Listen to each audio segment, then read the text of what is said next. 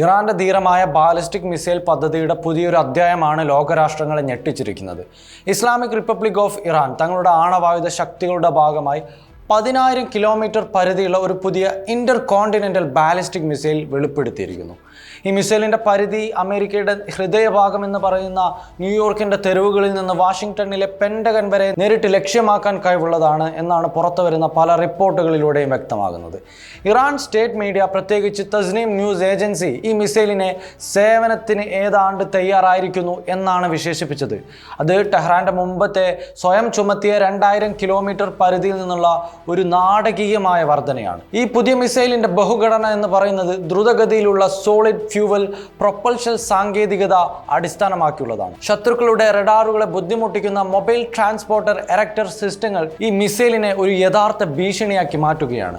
യുദ്ധതലത്തിലെ ഈ മിസൈലിന്റെ കൃത്യമായ ശേഷി അല്ലെങ്കിൽ ഗൈഡൻസ് കൃത്യതയെക്കുറിച്ചുള്ള വിശദാംശങ്ങൾ ഇപ്പോഴും രഹസ്യമായി നിലനിർത്തിയിരിക്കുകയാണെങ്കിലും സ്വതന്ത്രമായ ഒരു സ്ഥിരീകരണത്തിൽ വാർ എക്സ്പേർട്സ് പറയുന്നത് ഇത് വെറും യന്ത്ര സാങ്കേതികത മാത്രമല്ല, ശക്തമായ ഉപരോധങ്ങൾക്കിടയിലും പ്രാദേശിക പ്രോക്സി യുദ്ധങ്ങൾക്കിടയിലും ടെഹ്റാന്റെ ധീരമായ പ്രതിരോധ സന്ദേശമാണ് എന്നുള്ളതാണ്. ഇറാന്റെ മിസൈൽ അഭിലാഷങ്ങൾ വർഷങ്ങളായി പ്രകോപനത്തിന്റെ അരികിൽ നൃത്തം ചെയ്യുന്നു എന്ന് വേണം പറയാൻ. അതായത് തങ്ങൾക്ക് ഭീഷണിയായ ഇസ്രായേലിന്റെ അതിരുകൾക്കുള്ളിൽ തന്നെ ഇവരുടെ മിസൈലുകൾ നിലനിൽക്കാൻ ശ്രമിച്ചു. പക്ഷെ ഇപ്പോൾ അതിനൊരു വലിയ മാറ്റമാണ് വന്നത്. ഷഹാബ് മിസൈലുകളുടെ പരമ്പര തന്നെ പരിശോധിച്ചാൽ മനസ്സിലാവും. ഷഹാബ് 1 മുതൽ ഷഹാബ് 3 വരെ ഇറാന്റെ ബാലിസ്റ്റിക് മിസൈലുകളുടെ കഴിവുകളെ വിപ്ലവകരമായി മാറ്റിയതായിരുന്നു. അവയെല്ലാം ലിക്വിഡ് ഫ്യൂവൽ ടെക്നോളജിയിലൂടെ വികസിപ്പിച്ചെടുത്തതാണ്. എന്നാൽ ഈ പുതിയ മിസൈൽ ഈ സോഡിയം പെർക്ലോറേറ്റ് പോലുള്ള ചൈനയിൽ നിന്നുള്ള ഷിപ്മെന്റുകളിലൂടെ പുനർനിർമ്മിച്ചെടുത്ത ബാലിസ്റ്റിക് പ്രോഗ്രാമിന്റെ ഭാഗമാണ്.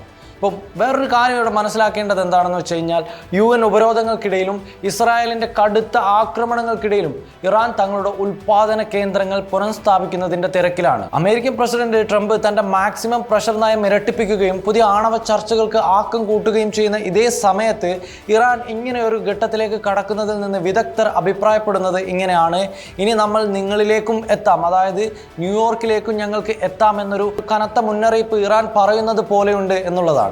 ഈ പുതിയ വെളിപ്പെടുത്തലിന്റെ തന്ത്രപരമായ പ്രത്യാഘാതങ്ങൾ അതിരുകടന്നതാണ്. അലാസ്കയിലെ ഗ്രൗണ്ട് ബേസ്ഡ് മിഡ് കോഴ്സ് സിസ്റ്റങ്ങൾ മുതൽ ഗൾഫിലെ ഏജിസ് കപ്പലുകൾക്ക് വരെ ഇറാൻ ഇന്ന് ഭീഷണിയാണ്. അമേരിക്കയുടെ മിസൈൽ പ്രതിരോധങ്ങൾക്ക് പൂർണ്ണമായ പുനഃപരിശോധന ആവശ്യമായി വന്നിരിക്കുന്നു എന്നതാണ് പല റിപ്പോർട്ടുകളും പറയുന്നത്. നിലവിൽ ഈ മിസൈലിന്റെ വിശ്വാസ്യതയെ ചോദ്യം ചെയ്യപ്പെടുന്നുണ്ടെങ്കിലും അവ പലതരത്തിലുള്ള സൂചനകളാണ് നൽകുന്നത്. വൈറ്റ് ഹൗസ് ഔപചാരിക പ്രസ്താവന ഇറക്കിയിട്ടില്ലെങ്കിലും പെന്റഗണിനോട് അടുപ്പത്തിലുള്ള സോഴ്സുകളിൽ പറയുന്നത് ഇത് സ്ഥിരീകരിക്കാത്ത ബസ്റ്ററുകളുള്ള ഒരു മിസൈലാണ് എന്നുള്ളതാണ്. ഇവിടെ മറ്റൊരു കാര്യം കാണാൻ കഴിയുന്നത് ഇസ്രായേലിലെ ഉദ്യോഗസ്ഥർ അടിയന്തര സമ്മേളനങ്ങൾ വിളിച്ചുകൂട്ടുന്നു എന്നുള്ളതാണ്. അതേസമയം UN സെക്യൂരിറ്റി കൗൺസിൽ ഈ വിഷയത്തിൽ ഗുരുതരമായ ചർച്ചകളിലാണുള്ളത്. പ്രസിഡന്റ് പെസസ്കിയാൻ ഇന്ന് ഇറാൻ സമാധാനം നേടുന്നുണ്ടെങ്കിലും നിർബന്ധത്തിന് വണങ്ങില്ലെന്ന് ആവർത്തിച്ച് പറയുകയും ചെയ്തു. അമേരിക്കൻ പ്രസിഡന്റ് ട്രംപ് ഇറാൻ ഉപരോധങ്ങൾ നീക്കാൻ അന്വേഷിച്ചതായി വെളിപ്പെടുത്തുകയും ചെയ്തു. ഈ കലക്ക് വെള്ളത്തിൽ ഇറാന്റെ നിലപാടാണ് ഏറ്റവും കൂടുതൽ ചോദ്യചിഹ്നമാകുന്നത്. അതായത് ഒരു ചർച്ചാ മേശയിൽ എല്ലാവരെയും കൊണ്ടെത്തിക്കണോ, അല്ലെങ്കിൽ ഞങ്ങൾക്കെതിരെയുള്ളവർക്കെതിരെ ശക്തമായ ഒരു മുന്നറിയിപ്പുമായി മുന്നോട്ട് പോകുമോ എന്നതാണ് ഇറാന്റെ ചോദ്യം. എന്തു തന്നെയായാലും മിഡിൽ ഈസ്റ്റിന്റെ ഭൂരാഷ്ട്രീയത്തിൽ അടുത്ത ആഘാതം എപ്പോഴും ഉണ്ടാകുമെന്നാണ് പലരും ചൂണ്ടിക്കാട്ടുന്നത്. പറഞ്ഞു വെക്കുമ്പോൾ മിഡിൽ ഈസ്റ്റിലെ ഭൂരാഷ്ട്രീയം ഒരു തലക്കെട്ടിന് പിന്നിലാണ് എന്നുള്ളതാണ് വസ്തുത.